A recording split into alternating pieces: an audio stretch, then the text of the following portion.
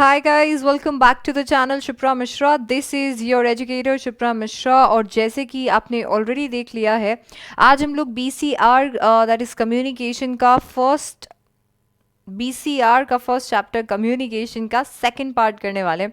Complete कर देंगे पूरे के पूरे चैप्टर को. आज थोड़ी चीज़ें डिस्कस करेंगे, चैप्टर कंप्लीट कर देंगे. अभी तक चैप्टर में नेटवर्क से पहले का सारा पोर्शन कंप्लीट कर लिया है, टाइप्स चेकआउट कर लिए कम्युनिकेशन के, कुछ तो ओरल कम्युनिकेशन के एसेंशियल्स देख लिए, कम्युनिकेशन होता क्या है ये देख लिया. तो ये सारी चीज़ें हम ऑलरेडी डिस्कस कर चुके हैं. आज के क्लास के अंदर हम नेटवर्क्स जो है, नेटवर्क इन कम्युनिकेशन डिस्कस करने वाले हैं. बहुत ही इंपॉर्टेंट टॉपिक होने वाला है क्योंकि इस पे से आते हैं क्वेश्चंस. जैसे ही चैप्टर कंप्लीट हो जाएगा मैं आपको हेल्प करूंगी सारे उन क्वेश्चंस के साथ में जो क्वेश्चंस जनरली ICAI पूछता है. तो जनरली इस चैप्टर से डायरेक्ट क्वेश्चंस आते हैं. थ्योरी चैप्टर है तो इतना ज़्यादा इसके अंदर कुछ सोचने का नहीं है, सिर्फ रटने का है. थोड़ा सा अगर आपको समझ में आ जाता है कि अंदर क्या लिखना है, तो अगर आपने पॉइंट्स अच्छे से रट लिए तो फिर आप अपने लैंग्वेज में लिख सकते हो अगर आपकी इंग्लिश अच्छी है. अदरवाइज आप कुछ कुछ पॉइंट्स ध्यान में रखे और रट भी सकते हो. यहीं तक की कहानी है आपकी जो इंग्लिश की है, सिर्फ फाउंडेशन लेवल की. इसके बाद में आपको इतना ज़्यादा दिक्कत नहीं आने वाली इंग्लिश में. सो आई थिंक ठीक है, अब इतना तो हम कर ही सकते हैं. सो चलो फिर लेक्चर को शुरू करते हैं. ऑलराइट बच्चा वारी, क्योंकि अभी हम स्क्रीन पे देखने वाले हैं और हम लोगों को हमारी आंखों को एकदम सेफ करके चलना है, तो फिर हमने वापस से ये लगा लिए हैं. ऐसा नहीं है कि दिखता विकता नहीं है, सब दिखता है, ठीक है ना. कमेंट्स में बोलने की ज़रूरत नहीं है ये चीज़, मैं परेशान हो गई हूँ अभी. कुछ नहीं, सब दिखता है, ये सिर्फ और सिर्फ स्क्रीन के लिए है. Anyway, network in communication module खोल लीजिए आप, क्योंकि हम लोग सुपर फास्ट रिविजन करने वाले हैं. देयर आर चांसेस कि आपको कुछ कुछ चीज़ें ऐसे चली जाए. इसके लिए अगर आप मॉड्यूल खोल लेंगे तो आपको पता रहेगा कि मैम क्या बोले जा रही है. तो चलो शुरू करते हैं. सबसे पहले वर्टिकल नेटवर्क इन कम्युनिकेशन. सबसे पहले तो नेटवर्क क्या होता है. देखो यार, जो भी कंपनी फाइनली ऐसे डिसाइड करेगी कि नहीं यार, मुझे मेरे जितने भी एम्प्लॉयज़ हैं उनके लिए कुछ सेट ऑफ रूल्स बनाने हैं कम्युनिकेट करने के. क्योंकि हर एक कंपनी जो होती है वो ये तो नहीं कर सकती ना कि चलो अभी ऐसा करते हैं कि आपको जैसे बात करनी है वैसे कर लो, जा सिमरन जा, जी ले अपनी ज़िंदगी. ऐसा नहीं कर सकते, नहीं इसके लिए कर सकते, क्योंकि ये लोग हैं और लोगों को बात करना अलाउ करेंगे तो वो बात का पहाड़ बना देंगे. कोई भी तो रूमर्स चलने लगेंगे, कुछ भी तो बातें फैल जाएंगी, काम कम होगा, बातें ज़्यादा होंगी, इस तरीके की चीज़ें उन्हें लग जाती हैं. एंड दैट इज़ वाई बहुत ज़्यादा ज़रूरी है कि कंपनी सोचे इस बारे में कि उन्हें किस तरीके का कम्युनिकेशन चाहिए. नेटवर्क्स एंड कम्युनिकेशन में हम यही देखेंगे कि एग्जैक्टली क्या कंपनी डिसाइड करती है जब वो कम्युनिकेशन चैनल्स बनाती है. वो इनमें से कौन सा नेटवर्क ऑप्ट कर सकती है, कौन से नेटवर्क में क्या होता है. सबसे पहले हम शुरू करने वाले हैं वर्टिकल नेटवर्क से. वर्टिकल नेटवर्क जैसे कि डायग्राम बताता है, जो कि आपको एक्चुअली अपने कॉपी में ड्रॉ करना है. आपकी मॉड्यूल वाला ही डायग्राम है, आपको कॉपी में ड्रॉ करना है और एग्जाम में भी ड्रॉ करके आना है. तो जो कि आपको डायग्राम ऑलरेडी बताता है, ये ऐसा कम्युनिकेशन है जो सुपरवाइजर और सबऑर्डिनेट के बीच में होगा. अब ऐसा तो हो नहीं सकता कि सुपरवाइजर सबऑर्डिनेट को बोलेगा ओ चल यार गोवा का क्या प्लान है. ऐसा तो नहीं हो सकता. तो जनरली सुपरवाइजर क्या करता है, सुपरवाइजर ऑर्डर देता है. हो सकता है कि किसी काम को कंप्लीट करना हो आने वाले टाइम में. हो सकता है कि कोई एक चीज़ है जिस पे उसे सबऑर्डिनेट से रिपोर्ट चाहिए. कोई भी काम कंप्लीट करवाना है, सबऑर्डिनेट काम करने के लिए ही होते हैं और सुपरवाइजर सुपीरियर्स काम देने के लिए होते हैं. तो ये जो ऑर्डर पास करते हैं, ये सुपरवाइजर से सबऑर्डिनेट फ्लो करता है. और जो ऑर्डर मिला है, अब एज अ सबऑर्डिनेट मैंने उस पर क्या काम किया, मेरी क्या रिपोर्ट रही, वो नीचे सबऑर्डिनेट से सुपरवाइजर तक फ्लो करता है. एंड दैट इज वाई बच्चावारी इसे हम वर्टिकल बोलते हैं. दो तरीके से कम्युनिकेशन हो रहा है. सुपरवाइजर सबऑर्डिनेट को ऑर्डर दे रहा है और यहाँ पे सबऑर्डिनेट सुपरवाइजर को बता रहा है कि उसने काम कर लिया. ये वर्टिकली फ्लो करता है, इसके लिए इसे हम वर्टिकल नेटवर्क बोलते हैं. इसके बाद में आता है आपका सर्किट नेटवर्क. सर्किट वाला नेटवर्क है. अरे नहीं नहीं नहीं, MBBS वाला नहीं है मुन्ना भाई, MBBS वाला नहीं है. ये सर्किट नेटवर्क जो 9th-10th में नहीं बनाते थे हम साइंस के प्रोजेक्ट, जिसके अंदर हम लोग बस 2 तार जोड़ते थे और उसके बाद में हमने एक सर्किट कंप्लीट कर लिया और एक बल्ब जग उठता था और फिर हमें ऐसा लगता था कि बस अब मैं यही सुनना चाहता था कि मैं इंजीनियर बनूंगा और बिल्कुल अब तो मैं इंजीनियर बनूंगा, बहुत ही बड़ा आविष्कार मैंने कर लिया। एग्जैक्टली वैसा ही होता है हमारा सर्किट नेटवर्क भी, देखो एकदम वैसे का वैसे ही दिख रहा है। ए जो है वो मैसेज भेजेगा बच्चा बाड़ी, जो सबसे पहले कम्युनिकेशन करता है वो मैसेज भेजता है। आप जब उसका रिप्लाई करते हैं तो उसे हम फीडबैक बोलते हैं। तो ए मैसेज भेजेगा बी को, और जो भी चीज़ उसको बोलनी है वो बोलेगा। याद रखिए कि यहाँ पे ए और बी का कोई भी रिलेशनशिप हो सकता है। हो सकता है ये सुपीरियर सबऑर्डिनेट हो सकता है कि ये एक ही लेवल पे काम करते हो, कॉलीग्स हो सकता है डिफरेंट डिपार्टमेंट्स के लोग हो। एज सच इसके अंदर कोई बैरियर नहीं है। हाउएवर कंपनी डिसाइड भी कर सकती है अगर उन्हें बैरियर्स डालने हैं इसमें। सो सबसे पहले एक कोई तो मैसेज भेजेगा और उस मैसेज के अंदर होगा एक हिडन मीनिंग। हमारे साथ में सबसे बड़ी प्रॉब्लम यही है, हम जब बोलते हैं कि हमारे मिसकम्युनिकेशन हो जाता है, मिसअंडरस्टैंडिंग हो जाती है, वो इसके लिए होती है क्योंकि हम लोग ना यूजुअली सिर्फ मैसेज के वर्ड्स को देखते हैं।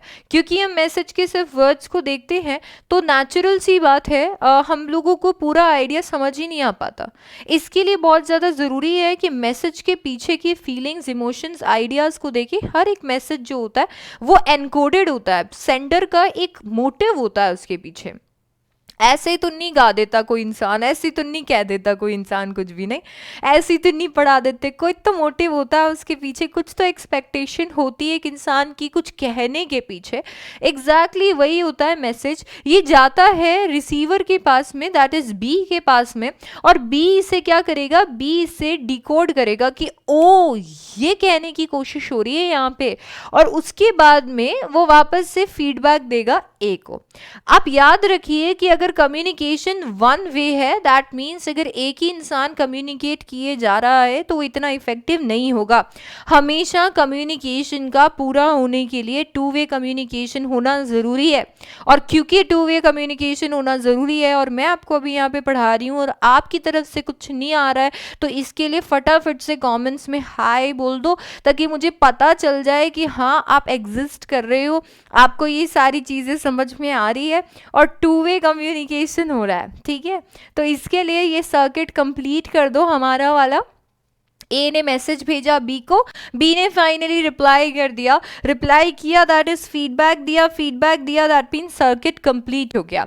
इसके बाद में आता है चेन नेटवर्क। क्लास 12th में पढ़ते थे स्केलर चेन, एग्जैक्टली वही वाला है, बस गैंग प्लैंक जो है जो हम लोग को इतने अच्छे से समझ में आ जाता था वो मिसिंग है और कुछ नहीं।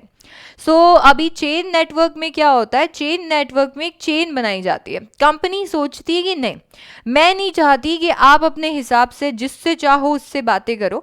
कंपनी सोचती है कि इंस्टेड मैं बताती हूँ कि आप कैसे किससे बात करेंगे, तो पहले ही बता देते। ए बात करेगा फॉर एग्जाम्पल बी से, फिर बी उसे कन्वे करेगा सी को, सी कन्वे करेगा डी को। सेम सिमिलरली अगर दूसरा डिपार्टमेंट है तो it will go like that. कितना ज़्यादा डीले हो जाता है और कितनी ज़्यादा नमक मिर्ची लग जाती है, सोचो बीच में। अगर ए को कोई बात डी को कहनी हो तो उससे पहले बी को कहना पड़ेगा, फिर बी सी को कहेगा, फिर वो बात डी तक पहुंचेगी। इमेजिन करो कि ए ने एक्चुअली जो बोला होगा वो सच में डी के पास वैसे का वैसे नहीं जाने वाला है।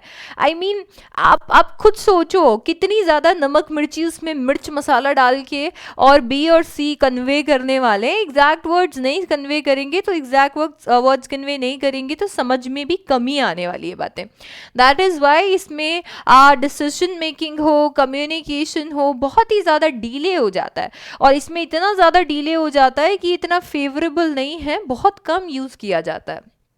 आ जाते हैं व्हील और स्पोक नेटवर्क पे। व्हील और स्पोक नेटवर्क ना बहुत अजीब सा नेटवर्क है। हर एक चीज जो होगी वो सुपीरियर से होके जाएगी। दैट मीन्स अगर मुझे कुछ बोलना है, दैट इज अगर बी को सी को कुछ बोलना है तो बी को ए को बोलना पड़ेगा, देन ए उसे सी को कन्वे करेगा। अब इमेजिन करो कि मुझे ए की बुराई करनी है तो मैं कैसे करूंगी। जोक्स अपार्ट, ये इसके लिए होता है ताकि इसे रूमर्स अननेसेसरी ना फैले और सुपीरियर को हर एक चीज़ के बारे में पता चले। प्रॉब्लम ये है कि ये छोटे मोटे कंपनीज में तो चल जाएगा क्योंकि लोग कम होते हैं, सुपरवाइजर एक होता है, तो we can work around that. But ये जो है ये बड़े रिलायंस जैसे बड़े कॉन्ग्लोमरेट में कैसे चलेगा, इसके लिए ये जो है ये बहुत ही ज़्यादा लिमिटेड है, और ये लिमिटेड है सिर्फ और सिर्फ छोटी कंपनीज तक। छोटी कंपनीज के अंदर ये अच्छे से चल पाएगा। बट अगर कंपनी थोड़ी बड़ी हो गई, रिलायंस जितनी बड़ी हो गई, तो ये वर्क करना पॉसिबल नहीं है। इमेजिन करो हर एक चीज अंबानी जी से होके जा रही है। Like if I am saying something, it goes through Ambani ji and he conveys something to a person. मतलब वो ऐसे हो जाएंगे कि भाई मैं छोड़ दूं, मैं जॉब छोड़ दूं, मुझे कुछ नहीं करना, मैं सिर्फ बातें इधर की उधर करूं, मैं अंबानी हूं कि आंटी हूं, क्या चल रहा है ये जीवन में। इसके लिए बहुत ज़्यादा ज़रूरी है कि व्हील और स्पोक नेटवर्क जो है वो सोच समझ के इस्तेमाल किया जाए। ओवरबर्डन हो सकता है मैनेजमेंट इससे। स्टार नेटवर्क हमारा मस्त नेटवर्क है। ये नेटवर्क यूजुअली कंपनीज अब फॉलो करने लगी हैं। बहुत सारे कंपनीज के पॉलिसीज होते हैं वो नहीं बात करने देते हैं एक एम्प्लॉय को दूसरे एम्प्लॉय से। बट अभी बहुत सारे कंपनीज ने समझ लिया है कि थोड़ा इंटरेक्शन होना ज़रूरी है, एंड एनीवे इंटरेक्शन तो होगा ही। इसीलिए कहीं ना कहीं कुछ कंपनी स्टार नेटवर्क्स का इस्तेमाल करती हैं। ये व्हील जैसा ही है, बस इसमें सुपीरियर नहीं है। तो आप किसी से भी बात कर सकते हो, कोई भी किसी से बात कर सकता है। ये बिल्कुल जैसा हम क्लास 12th में बिजनेस स्टडीज में पढ़ा करते थे, ये बिल्कुल ग्रेपवाइन नेटवर्क जैसा ही है। कोई भी किसी से बात कर सकता है। डिफरेंस सिर्फ इतना है क्योंकि इसे कंपनी ने ऑप्ट किया है, तो कंपनी ये चीज़ अलाउ कर देती है कि जाओ जा सिमरन जा, जी ले अपनी जिंदगी, कर ले बात तू अपने दोस्तों से। एग्जैक्टली वैसा। सो दैट इज स्टार नेटवर्क। इसमें डेफिनेटली ज़्यादा इफेक्टिवनेस रहती है। थोड़ा सा इसका ड्रॉबैक शायद ये हो सकता है कि लोग काम कम बातें ज़्यादा करते हैं, और हो सकता है रूमर्स भी ज़्यादा फैलते होंगे। नेचुरली अभी लोगों को आप फ्रीली बात करने दोगे और कोई नहीं है उन्हें मॉनिटर करने के लिए, तो रूमर्स भी ज़्यादा फैलेंगे। और क्योंकि आप इंटरपर्सनल रिलेशनशिप्स इतनी ज़्यादा डेवलप कर रहे हो, कभी कभी बैकफायर कर सकता है। And that is why star network is something जो कि कंपनी को सोच समझ के और अपने एम्प्लॉयज़ के अकॉर्डिंग सेलेक्ट करना चाहिए। Coming to characteristics of effective communication, we heard so much about communication and how communication is very important and everything, and trust me it is. आपके पास में बहुत सारे डिग्रीज हो सकते हैं, बट अगर आप अपनी बात सामने वाले के सामने नहीं रख सकते, then that means आपको कुछ नहीं पता। आपके पास में पूरा एक नॉलेज का भंडार हो सकता है, बट मैं कैसे मानूं? मुझे तो तब पता चलेगा जब आप उसे मेरे साथ में शेयर करेंगे। आप मेरे साथ में तब शेयर कर पाएंगे जब आप अच्छे से कम्युनिकेट करना जानते हैं। इसी बात पे कमेंट सेक्शन में कोई तो एक आध फैक्ट बता दो जो आपको लगता है कि मुझे नहीं पता, तो फिर इससे मैं भी थोड़ा सा सीख लूंगी, आपको भी कम्युनिकेशन में मदद मिल जाएगी। कैरेक्टरिस्टिक्स ऑफ इफेक्टिव कम्युनिकेशन में हम सीखेंगे कि कैसे हम लोग इफेक्टिवली कम्युनिकेट कर सकते हैं। सबसे पहला है क्लैरिटी। आपको जो भी है एकदम क्लियरली बिंदास बोलने का है। आपको घुमा फिरा के जलेबी वाली बातें नहीं करनी है, क्योंकि जब आप लंबी चौड़ी बातें करते हैं तो उसमें असेंस छूट जाता है। अब 18 पेजेस लिख दिए रेचल ने रॉस को, बेचारा अभी तक पढ़े जा रहा है। अब क्या एक्सपेक्ट करोगे आप? अभी उसके बाद में उसको लास्ट में पता चलता है that we were on a break, तो कैसा लगेगा उसे? वो तो यही सोचेगा ना कि यार ये क्या, ये 3 शब्द ऐसे ही कह देती, we were on a break, 5 शब्द। एनीवे, सो यस, क्लैरिटी का मतलब है टू द पॉइंट, क्लियर बातें करनी है हम लोगों को, इधर घुमा फिरा के बातें नहीं करनी। हम जितना टू द पॉइंट, जितना ज़्यादा हमारे पर्पस को लेके क्लियर होंगे, उतना ज़्यादा हम सामने वाले को क्लियर रख पाएंगे। आखिरकार कम्युनिकेशन का पर्पस ही यही है। हम यही तो चाहते हैं कि सामने वाला अच्छे से समझे जो हम बताना चाहते हैं, right? So that is clarity. Then we have conciseness. दोनों में थोड़ा सा फर्क है बट कुछ चीजें मिलती जुलती है. क्लैरिटी का मतलब है क्लियर होना चाहिए, जबकि कंसाइजनेस का मतलब है ब्रेविटी, छोटा होना चाहिए. अगर मुझे कोई एक मैटर, आप कोई जैसे मान लीजिए फॉर एग्जांपल आप कोई तो सोल्यूशन ढूंढ रहे हैं गूगल पे, आपको एक जगह तो सोल्यूशन मिल जाता है 15 पेजेस का. अब एक जगह आपको सीधा एकदम आंसर दिया हुआ होता है, तो आपका टाइम जिसमें सेव होगा आप तो उसी को दुआएं दोगे ना. आप तो ये बोलोगे अरे क्या मस्त एकदम साइट है यार, इसके अंदर एकदम तुरंत से मेरे को सोल्यूशन मिल गया. तो आप ना अगर आपको 15-20 पेजेस दिए जाते हैं और उन 15-20 पेजेस में आपको ऐसा लगता है कि मेरे को कुछ तो ढूंढ निकालना है, क्रक्स तो ढूंढ निकालना है, तो वो एक्चुअली बहुत ही ज़्यादा बुरा हो जाता है यार हमारे लिए. इसके लिए आप जैसा ऐसा सोचते हो आप ऐसा ही सामने वाले के लिए सोचिए. कभी कभी हम लोग इतना ज़्यादा लंबी चौड़ी बातें कर जाते हैं कि उसका असेंस खो जाता है. लॉन्ग ड्रॉन पैराग्राफ्स किसी को पसंद नहीं है. हम छोटे छोटे पॉइंट्स में अगर कोई चीज़ को समझाते हैं, टू द पॉइंट कोई चीज़ को समझाते हैं, तो लोग बेटर समझ पाते हैं. कॉन्क्रीटनेस, सिर्फ बोलने की अगर बात है तो मैं भी कुछ भी बोल सकती हूँ, आप भी कुछ भी बोल सकते हैं. मैं जो बोल रही हूँ उस पर मैंने रिसर्च की है, आप जो बोलेंगे उस पर आपने रिसर्च की है. बोलने से कुछ नहीं होता, लोग ऐसे ही यकीन नहीं करते हैं. तो जब भी आप किसी चीज़ को सामने रखेंगे तो आप ये चीज़ मेक श्योर करेंगे कि आप उसके साथ में डाल रहे हैं ढेर सारा एविडेंस, फैक्ट्स, फिगर्स, ताकि लोग आपकी इस बात पे ट्रस्ट भी कर पाए. कॉन्क्रीटनेस, टैंजिबल होनी चाहिए आपकी बातें. दैट मीन्स आपकी बातें ऐसी होनी चाहिए जिसके ऊपर लोगों को यकीन भी हो पाए. उसके लिए आपको सिर्फ और सिर्फ उसके अंदर फैक्ट्स, फिगर्स डालने, आपके आर्ग्यूमेंट्स को सपोर्ट करते हुए. कोहेरेंस, कोहेरेंस का सिंपली मतलब होता है लॉजिक. आप लॉजिकल बातें कीजिए, आप फ्लो में डाल दीजिए बातों को, आप सिक्वेंशली बातों को अरेंज कीजिए ताकि से वो एक सेंस मेक करे. That is coherence. कंप्लीटनेस, आधी अधूरी बातें एक्चुअली मिस इंटरप्रिटेशन के लिए लायबल होती है. आधी अधूरी बातों से सबसे ज्यादा मिसअंडरस्टैंडिंग होती है. जितना ज़्यादा कंप्लीट आप चीज़ों को बताते हैं उतना बेटर है. कंप्लीटनेस का मतलब ये भी है कि अगर मुझे आपसे बात करनी है तो क्यों ना मैं अभी की अभी आपको पूरी बात ही बता दूं, मैं क्यों आधी अधूरी बात करूं. हो सकता है अगर मुझे आपको कोई चीज़ कन्वे करनी है तो मैं आपको पूरी बात बताऊं अभी प्रेजेंट के लिए, फ्यूचर के लिए. तो इससे क्या होगा, आप एकदम सेफर साइड पे रहेंगे. आपको एक्चुअली पता होगा कि एग्जैक्टली मैं क्या बोल रही हूँ. आप आगे चल के भी सोच पाएंगे कि अरे हाँ मैम ने उस दिन मुझे ये बता दिया था. तो कंप्लीटनेस इज द एसेंस. कर्टियसनेस, देखिए आप लोगों से हमेशा प्यार भरी बातें नहीं कर सकते. कभी कभी ऐसा भी हो जाता है कि हमें कुछ तो कंप्लेन करनी पड़ती है. कभी कभी ऐसा भी हो जाता है कि हम लोग को कोई तो चीज़ अच्छी भी नहीं लगती और हम लोगों को अपना पॉइंट सामने रखना होता है. अब उसके अंदर तो हम एकदम प्यार से चिकनी चुपड़ी बातें नहीं कर सकते. आपके वर्ड्स जो है वो स्ट्रांग हो सकते हैं बट आपका कम्युनिकेशन में पोलाइटनेस हमेशा रहना चाहिए. हो सकता है कि आप कंप्लेन ही कर रहे हैं, हो सकता है अपना केस फाइट कर रहे हैं, हो सकता है अपने क्लाइंट को प्रोटेक्ट करें आगे चल के. What ever the case is, आपके वर्ड स्ट्रांग हो सकते हैं बट आप हमेशा पोलाइट होने चाहिए. एक प्रोफेशनल की निशानी होती है politeness.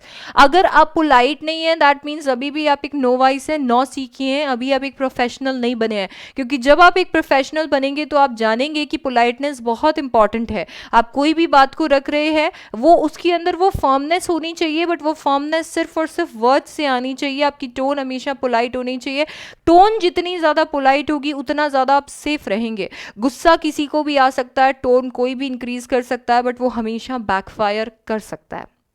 So courteousness is the best thing if you want to communicate effectively. Listening for understanding. A lot of times हम लोग सुनते तो है किसी की बात को and you know we are like हाँ हाँ नहीं मुझे सब पता है, बोलो बोलो तुम.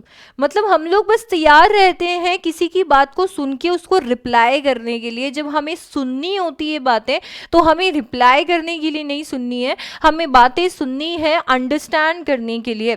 जब हम किसी एक इंसान को सुनते हैं तो हमें उसके सिर्फ वर्ड्स पे, मियर वर्ड्स पे फोकस नहीं करना चाहिए. जब हम किसी इंसान को सुनते हैं तो हम उसके वर्ड्स पे ध्यान देंगे, उसे ऑब्जर्व करेंगे, बॉडी लैंग्वेज ऑब्जर्व करेंगे, कहने का तरीका ऑब्जर्व ऑब्जर्व करेंगे, क्योंकि आपको पता है वर्बल कम्युनिकेशन से ज़्यादा नॉन वर्बल कम्युनिकेशन बोलता है। अगर आप नॉन वर्बल कम्युनिकेशन पे ध्यान देंगे तो शायद आप रियलाइज़ करेंगे कि एक्चुअली वो इंसान क्या बोलना चाहता है। जब आप किसी इंसान को समझने के लिए सुनते हैं तो आप बेस्ट प्रिपेयर्ड रहते हैं, आप अपना जवाब एक अच्छे तरीके से दे सकते हैं और वैसे तरीके से दे सकते हैं जैसा कि वो सामने वाला पर्सन चाहता है।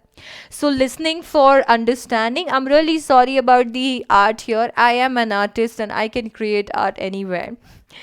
Anyway, focus and attention. अभी आपको टीचर ने बता दिया, बहुत इंपॉर्टेंट क्वेश्चंस बता दिए, पर आप तो खोए हुए थे, आपके तो गोवा के प्लान चल रहे थे, तो फिर आप क्या करें? हाँ, अब कुछ नहीं हो सकता, आप आराम से बैठ के चने खाओ। इसके लिए बहुत ज़्यादा ज़रूरी है कि जब हम कम्युनिकेट कर रहे हैं, चाहे हम अभी बोल रहे हैं नहीं बोल रहे, हम कम्युनिकेट कर रहे हैं, दैट मीन्स हमारा पूरा फोकस और अटेंशन वहाँ रहना चाहिए। आधे बार तो शायद हो सकती है हमने चीज़ें सुनी ही नहीं, या फिर हम बोल रहे थे बट हम इतने लॉस थे कि कुछ बोलने की बजाय हमने कुछ बोल दिया। वर्ड्स उन तीरों के जैसे होते हैं जिन्हें वापस नहीं लिया जा सकता। आपने वर्ड्स बोल दिए एक बार तो अब वो वापस नहीं लिए जा पाएंगे। So you will have to be sure कि आप वही चीज़ बोलना चाहते हैं, एंड उसके लिए मेंटली प्रेजेंट रहना ज़रूरी है। Focus and attention is important. Emotional awareness and control. सबसे बड़ी दिक्कत इस पूरे मैनकाइंड की बस यही है कि हम लोग सब इमोशनल फूल्स हैं। हर तरीके की चीज़ का इमोशन होता है एक, और देखो जब हम कम्युनिकेट करते हैं एक इमोशन सामने वाला भी कैरी करता है और एक इमोशन हम भी कैरी करते हैं। हम जो इमोशन कैरी करते हैं वो और सामने वाला जो इमोशन कैरी करता है वो डिफरेंट हो सकता है। जब भी हम कम्युनिकेट करेंगे तो सबसे पहले हम ये देखेंगे कि सामने वाला टेबल पे क्या इमोशंस रख रहा है, क्योंकि वो जो इमोशंस कम्युनिकेशन में प्लेस कर रहा है सेम इमोशंस हमारे भी होने चाहिए, नहीं तो हम इतने केपेबल होने चाहिए कि हम उन्हें समझ पाएं। अगर ऐसा नहीं है तो कम्युनिकेशन जीरो हो जाएगा। बहुत ज़्यादा ज़रूरी है कि आप सामने वाले को अच्छे से समझने के लिए अपने इमोशंस को कंट्रोल करो और उसके इमोशंस के लिए अवेयर रहो। आपको जब पता होगा कि सामने वाला दुखी है, गुस्से में है, प्यार में है, क्या बात है, टेंशन में है, जो भी तो आप अपने इमोशंस को कंट्रोल करके अच्छे से उसकी बात समझ पाएंगे। सेम अगर आप गुस्से में हैं, बहुत ज़्यादा इमोशनल हैं, तो अपना मुंह बंद रखें, क्योंकि जब आप इमोशनल होते हैं तो आप नेचुरली ऐसी बातें कह जाते हैं जो शायद आप बाद में रिग्रेट कर सकते हैं। जैसे कि मैंने आपको बताया, वर्ड्स एक बार निकलने के बाद वे वापस प्लेस नहीं हो सकते। ये सारी की सारी चीज़ें शायद आपके पर्सनल लाइफ से आप कनेक्ट कर पा रहे होंगे, बट ये ऐसे ही इक्वली इंपॉर्टेंट है प्रोफेशनल लाइफ के लिए भी। जब आप किसी को सुनते हैं तो पहले उनके इमोशंस को देखिए, आपको पता चलेगा कि वो क्या इमोशंस डिस्कशन में लेकर आ रहे हैं।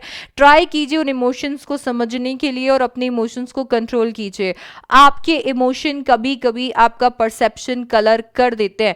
कभी कभी ऐसा हो जाता है कि हमारे इमोशंस हमारे परसेप्शन को कलर कर देते हैं। मतलब हम लोग कुछ कहना कुछ चाहते हैं, कह कुछ देते हैं, समझना कुछ जाते हैं, समझ कुछ लेते हैं, because we are emotional.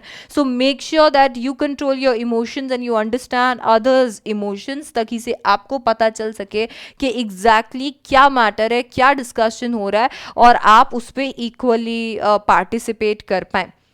Barriers in communication. देखो, बैरियर्स तो हर चीज़ में है ही, और कम्युनिकेशन में भी कुछ ऐसे ही शानदार बैरियर्स हैं। कम्युनिकेशन में बैरियर्स नहीं होते तो दुनिया इतनी दुखी नहीं होती। इतने सारे लोग हैं जिनके साथ में सिर्फ ये प्रॉब्लम है। आधे लोगों के साथ में ये प्रॉब्लम है कि मैम मैं कम्युनिकेट नहीं कर पाता, आधे लोगों के साथ में ये प्रॉब्लम है कि मैम मैं कम्युनिकेट करता तो हूँ पर किसी को समझ नहीं आता। वो सिर्फ इसके लिए है। सबसे पहला बैरियर होता है physical barrier. Anything that is present can be a barrier, and physical barriers उन्हीं में से है। हेलो हेलो, आवाज नहीं आ रही, आवाज नहीं आ रही, क्या हो गया, क्या हो गया? Physical barrier. हेलो, अरे अरे सुनते हो शर्मा जी? हाँ, आपके बेटे के कितने मार्क्स आए? Physical barrier.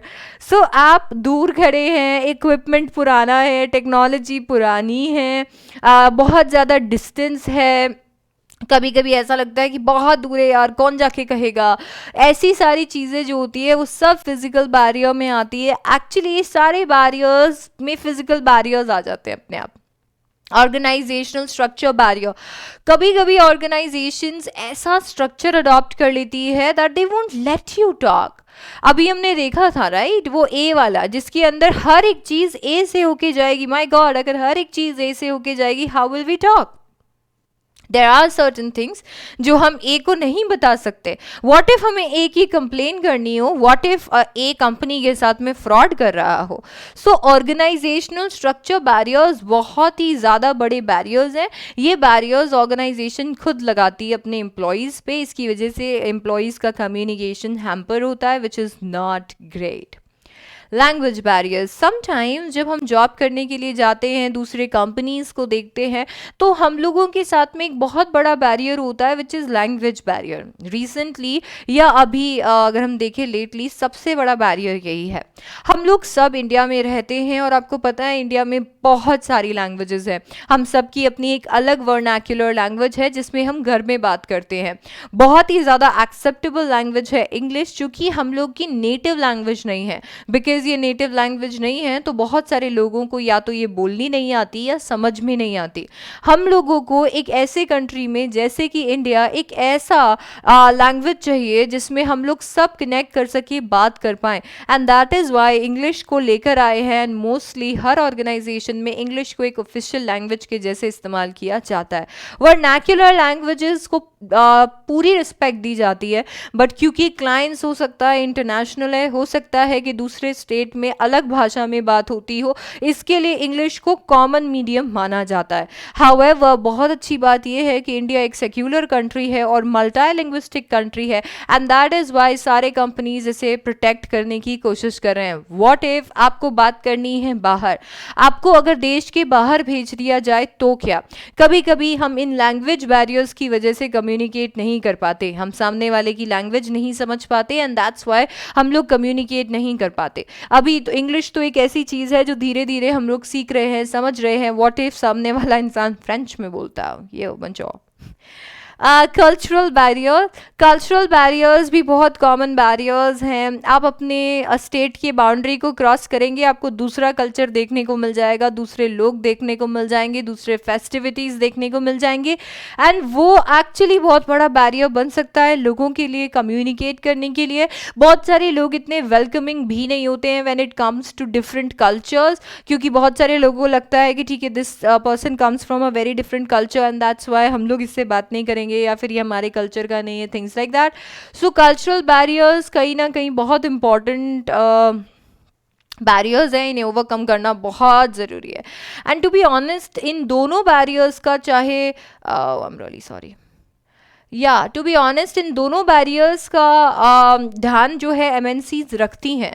एमएनसीज ने ध्यान रखा हुआ है क्योंकि एमएनसीज में सबसे ज़्यादा ये बैरियर्स अकर होते हैं, तो वो कोशिश करते हैं कि वो अपने लोगों को ट्रेन करें, एंड वो एक्चुअली लोगों को इसी के लिए ट्रेन भी करते हैं।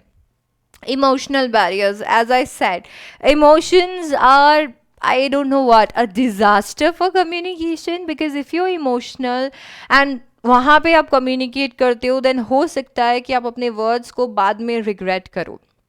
यूजुअली इमोशंस, इंटेंस इमोशंस की हम यहाँ बात कर रहे हैं। हम लोगों को रोबोटिक नहीं होना है। इवन इफ हम लोग कोई प्रेजेंटेशन देते हैं, इवन इफ हम लोगों से बात करते हैं, अगर हम इमोशनल नहीं हैं तो सामने वाले को ऐसा लगेगा एज इफ एलेक्सा बोल रही है, और एलेक्सा और सीरी के अंदर भी इमोशंस है यार, कम ऑन। सो रोबोट नहीं बनना है हम लोगों को, and that is why emotions तो लेकर आने हैं बट इंटेंस इमोशंस नहीं होने चाहिए, क्योंकि इमोशंस हमारी परसेप्शन को कलर कर देते हैं।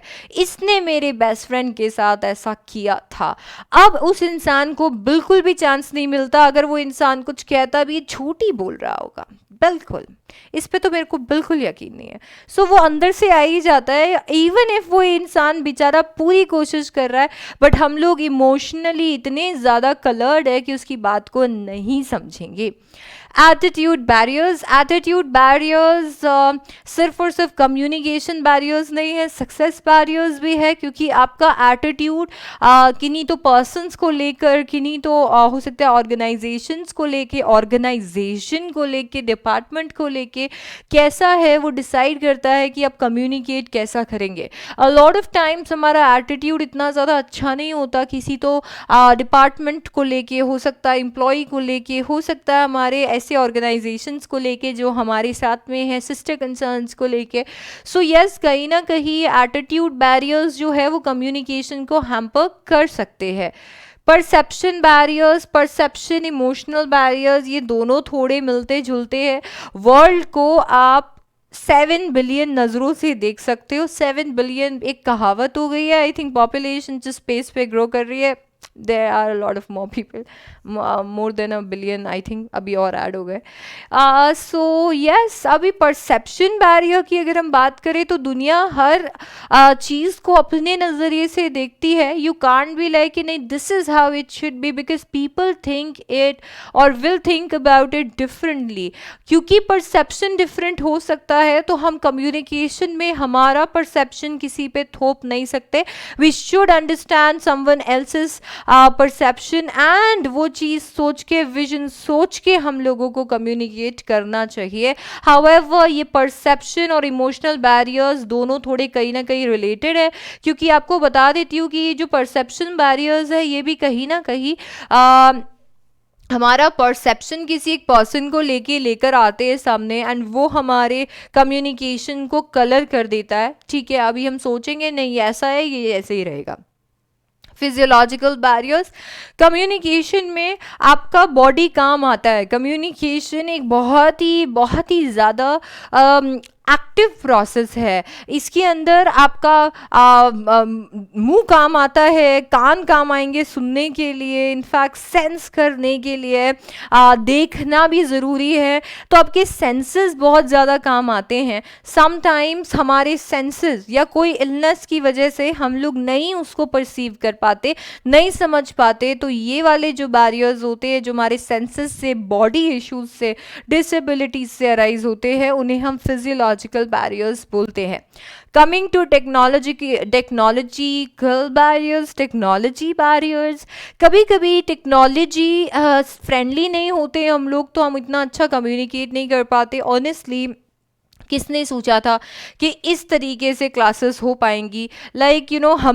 मैंने all my life I taught offline, और बहुत आदत है सारे बच्चों को सामने देखने की और फिर पढ़ाने की। वो मज़ा ही अलग होता है, अपनी टेक्निक्स अलग है, एक रीज़न है जिसकी वजह से करियर में यहाँ तक आए हैं।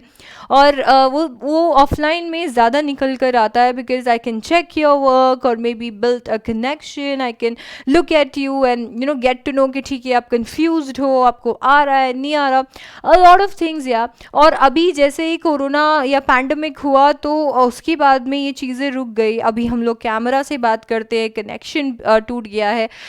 हम लोग अभी ऑलमोस्ट आपके जनरेशन के हैं, इसके लिए कहीं ना कहीं ये चीज़ समझना थोड़ा ईजी था कि ठीक है ऐसे होगा एंड इसको हम लोग कर पाए। अ लॉट ऑफ टाइम्स बहुत सारे ऐसे टीचर्स हैं जो कि इससे स्ट्रगल कर रहे थे, जूम पे क्लासेस, यूट्यूब पे क्लासेस, बहुत ज़्यादा लोग इसके साथ स्ट्रगल कर रहे थे। And same goes for every other work. हर एक वर्क में ऐसा ही हो रहा था। सारे लोग, चाहे वो कोई से भी जनरेशन के हो, सब कुछ ऑनलाइन करना था। ऐसे लोग जिन्होंने इंटरनेट देखा ही नहीं अपने लाइफ में या लाइफ में मैनुअली सारी चीज़ें की है, अब उन्हें सब कुछ सिस्टम पे डालना है। Now this is not just pandemic ने चीज़ों को बस कुछ साल पहले ले आया, बट येस ये चीज़ें आनी थी और आना शुरू भी हो गई थी। कभी कभी जब हमें टेक्नोलॉजी नहीं समझ में आती है और हम लोग टेक्नोलॉजिकली अपडेटेड नहीं होते हैं तो हमारा कम्युनिकेशन हैम्पर हो सकता है हमें ईमेल भेजना नहीं आता हो, सोशल मीडिया साइट्स यूज़ करना नहीं आता हो, वीडियोज़ बनाना नहीं आता हो, लोगों से बात करना नहीं आता हो टेक्नोलॉजी के थ्रू, या किसी भी गैजेट को यूज़ करना नहीं आता हो। ये सब कुछ टेक्नोलॉजिकल बैरियर्स में आएगा। And trust me, yes it is about communication. Gender barriers बहुत कॉमन बैरियर्स हैं इंडिया में खास करके, क्योंकि जेंडर बैरियर्स जेंडर डिस्क्रिमिनेशन से आते हैं। हम लोग सालों साल से एक परसेप्शन लेके चल रहे हैं किसी तो एक जेंडर का, और वो परसेप्शन जो है वो परसेप्शन हमारे कम्युनिकेशन के बीच में भी आ जाता है। साइकोलॉजिकली अगर हम लोग देखते हैं तो मेल्स जो है वो इनकम्प्लीट बातें करते हैं, ज़रूरत से कम बोलते हैं, जबकि अगर हम लोग फीमेल्स की बात करें तो वो ज़रूरत से ज़्यादा बोलती हैं। दोनों ही कम्युनिकेशन के लिए गलत है, बट ये सारी चीज़ों पे वर्क किया जा सकता है। ये हो सकता है एक साइकोलॉजिकल मिथ हो। इससे बड़ा प्रॉब्लम तो वो डिस्क्रिमिनेशन है जो हमारे दिमाग में चलता है। ये लड़की है, मैं इससे ऑर्डर नहीं ले सकता, ये लड़का है, इससे मैं बात नहीं कर सकती। अ लॉट ऑफ टाइम्स हम लोगों के डिस्क्रिमिनेशन दिमाग में आ जाता है, एंड इसके लिए हम लोग कम्युनिकेट नहीं कर पाते। ये एग्जाम्पल्स मेरे नहीं हैं, ये एग्जाम्पल्स आपके मॉड्यूल में दिए हुए हैं, एंड इसीलिए मैंने उसे पास किया, बिकॉज फेमिनिज्म ना निकल आ जाए इसके लिए। So yes, gender barriers, and I'm really sorry for making it gender barriers. I'm so sorry, yaar. I didn't know I made this mistake. There can be a lot of other mistakes too, क्योंकि कभी कभी ऐसे लिखते लिखते मैं honestly आपको बताती हूँ, मैंने पहले ये सारा लिख लिया, इसके बाद में ये बंद हो गए, ये महाशय बंद हो गए। अब क्योंकि ये महाशय बंद हो गए तो फिर क्या हुआ कि ये सब उड़ गया। फिर मैंने जल्दी जल्दी फिर से सब कुछ लिखा, तो इसमें ये गड़बड़ हो गई। फिर मैंने उसको वापस से शूट किया, वापस से शूट करके अपलोड भी कर दिया। आप लोगों के कमेंट्स आए इसमें आवाज़ नहीं आ रही, फिर मैंने एकदम गुस्से में सब बंद कर दिया। फिर अभी आपको यहाँ टाइम भी दिख जाएगा, 11:05 हो गए हैं। 11:05 पे मैंने अभी फाइनली इस चैप्टर को कंप्लीट करा दिया। अब गॉड नोज इसके अंदर और कितने मिस्टेक्स निकलेंगे, या फिर फाइनली यूट्यूब पे जाएगा या नहीं पता नहीं। मेरा और यूट्यूब का अपना एक अलग ही चल रहा है, बहुत ही ज़्यादा कॉम्प्लिकेटेड रिलेशनशिप है, बट मेरी और आपकी काफ़ी ज़्यादा सॉर्टेड है। So high five, thank you so much आज ज्वाइन करने के लिए। और अगर आपको ये वीडियो पसंद आया हो तो नीचे लाल कलर का एक सब्सक्राइब बटन दिख रहा है, और वो तभी दिखेगा जब आपने सब्सक्राइब नहीं किया होगा। फटाफट से उसे सब्सक्राइब कर लो, क्योंकि अब मैं डेफिनेटली रेगुलर हो जाऊंगी। थोड़ी सी प्रॉब्लम से थोड़ी बीमार भी हो गई थी बीच में, but that's nothing new. I will definitely do something about it. Also birthday month था and there was a vacation also. Festive season में क्या होता है, फैमिली भी बहुत एक्सपेक्ट करती है कि नहीं हमारे साथ भी रहेंगे थोड़ा, तो इसके लिए। बट एनीवे अभी तो पूरा फेस्टिव सीजन सामने है, बट उससे सामने एग्जाम सीजन है हमारे लिए, तो वही फेस्टिवल है। इसके लिए आई विल बी रेगुलर। अगर आप इसके नेक्स्ट वीडियो में जाएंगे जो कि अभी मैं अपलोड करने वाली हूँ, उसके अंदर मैं आपको इंपॉर्टेंट क्वेश्चंस बताऊंगी जो आप इस चैप्टर से तैयार कर सकते हैं, जो आए हुए हैं। बट अगर आप ऐसे ही वीडियोज़ मिस नहीं करना चाहते हैं, चैप्टर 2 ग्रामर पे मिस नहीं करना चाहते हैं, चैप्टर 3 वोकैबुलरी पे मिस नहीं करना चाहते हैं, और राइटिंग रीडिंग पार्ट मिस नहीं करना चाहते हैं, तो चैनल को सब्सक्राइब कर लीजिए। आपको सारे के सारे वीडियोस सीए की एक अलग से जो प्लेलिस्ट बनाई हुई है उसमें मिल जाएंगे। वीडियो को लाइक कर देना, आपका सपोर्ट चाहिए होगा, इसके लिए इसे अपने फ्रेंड्स के साथ में शेयर कर देना, और टू वे कम्युनिकेशन के लिए कमेंट भी कर देना। मैं आपसे मिलूंगी नेक्स्ट वीडियो में। Bye bye, take care, see you.